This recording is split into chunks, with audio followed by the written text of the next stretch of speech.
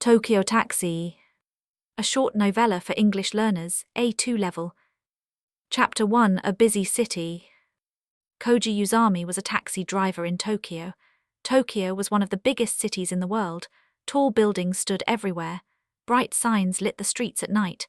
Millions of people moved through the city every day. Koji knew these streets very well. He had driven his taxi for more than 10 years. Every morning he woke up before the sun. He drank a quick cup of coffee and walked to the taxi company garage. Then he began his long day of driving. Some passengers were kind, some were tired, some were in a hurry and said almost nothing. Koji did not complain. Driving a taxi was his job. But life was not easy. His small apartment cost a lot of money. He also helped his younger sister, who was still studying at university. Because of this, Koji worked many hours every day. Sometimes he felt very tired, but he kept driving. Just a few more passengers, he often told himself. Chapter 2, A New Passenger. One cloudy morning, Koji waited at a quiet taxi stand. The sky was grey and the air felt cool. It looked like rain might come later. For several minutes no passengers arrived. Then Koji saw an elderly woman walking slowly toward his taxi. Her hair was white and neatly tied back. She wore a grey coat and held a small suitcase in one hand. Koji quickly stepped out of the taxi and opened the door. "Good morning," he said politely. The woman nodded and sat down in the back seat. "My name is Takano Sumaya," she said in a calm voice. "Please take me to a nursing home in Hayama." Koji entered the address into his navigation system. Hayama was in Hayama, a town near the sea. "Yes, madam," Koji said. "The trip will take about 2 hours." "That is fine," Sumaya replied. Koji started the car, and the taxi slowly joined the busy traffic of Tokyo. Chapter 3, A Quiet Beginning. For the first part of the trip, neither of them spoke. Koji focused on the road. Cars and buses moved through the streets. People hurried along the sidewalks. In the back seat, Sumaya looked quietly out the window. She watched the buildings pass by. After about 10 minutes she spoke. "Driver," she said gently. "Yes, madam," Koji replied. "May we stop somewhere first?" Koji looked at her in the rearview mirror. "Of course," he said. "Where would you like to go?" Sumaya gave him an address. It was not far away. Koji turned the taxi and drove toward the place. Soon they arrived at a small elementary school. Children were playing in the schoolyard. Their laughter filled the air. Koji parked the taxi. Sumaya stared at the school gate. "I studied here," she said quietly. Chapter 4, The School.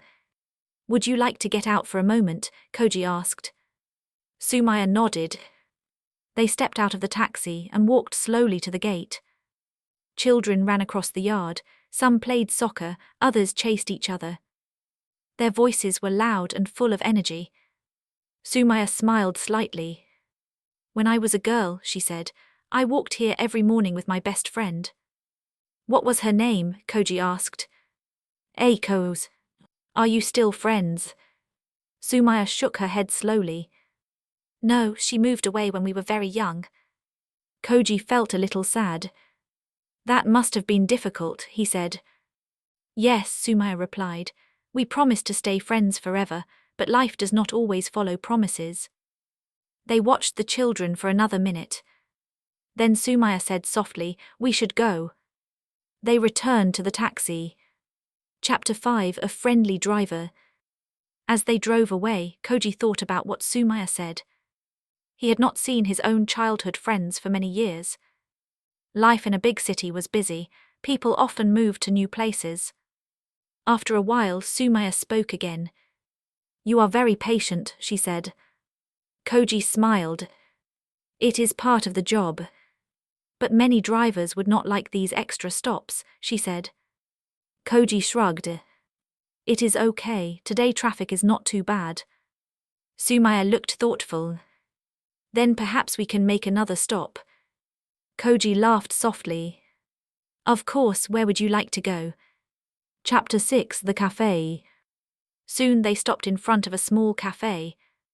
The building was old, a wooden sign hung above the door. "This place looks special," Koji said. "It is," Sumaya replied. She looked at the cafe with warm eyes. "I met my husband here." Koji smiled. "That sounds like an interesting story." Sumaya chuckled quietly. "It began with an accident."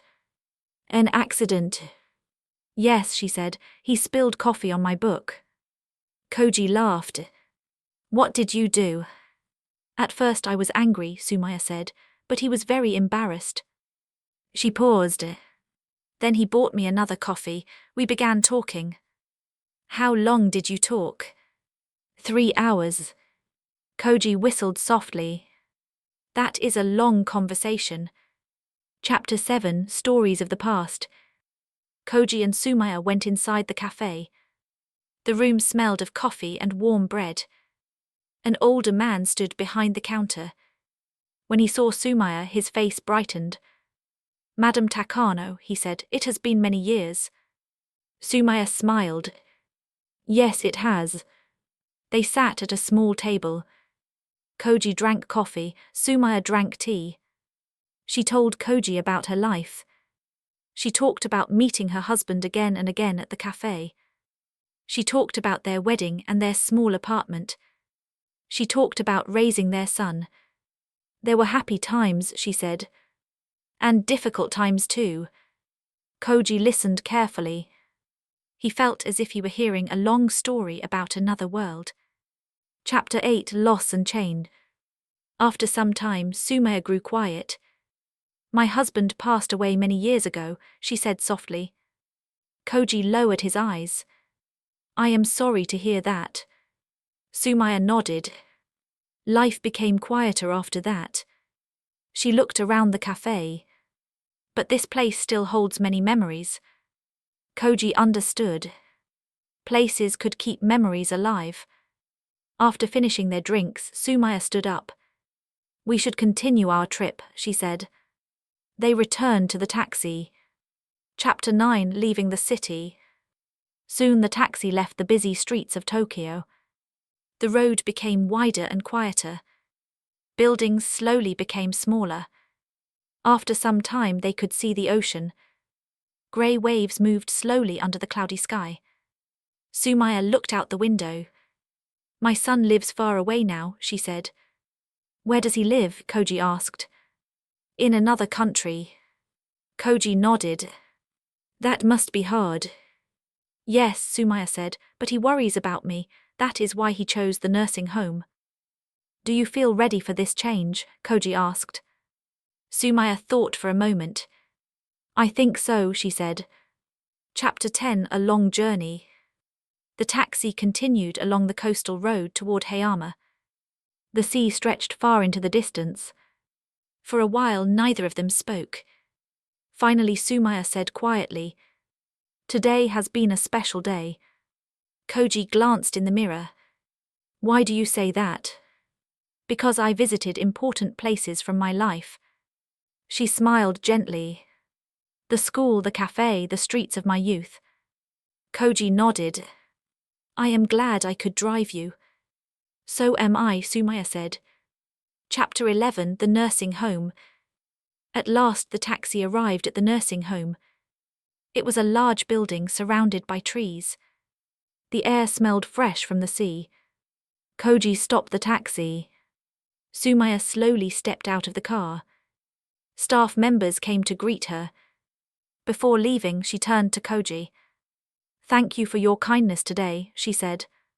Koji bowed slightly. "It was my pleasure." Sumaya handed him the money for the ride. Then she gave him a small envelope. Chapter 12, Every Road Has a Story. "What is this?" Koji asked. "A small gift," Sumaya said. "And a reminder." "A reminder of what?" Sumaya smiled kindly. "That every road has a story." Then she walked slowly into the building. Koji sat quietly in his taxi for a moment. He watched the ocean in the distance. Later that evening, he returned to the bright streets of Tokyo. Passengers entered and left his taxi. But something inside Koji had changed. Now when someone entered his car, he wondered about their life. Where were they going? What memories did they carry?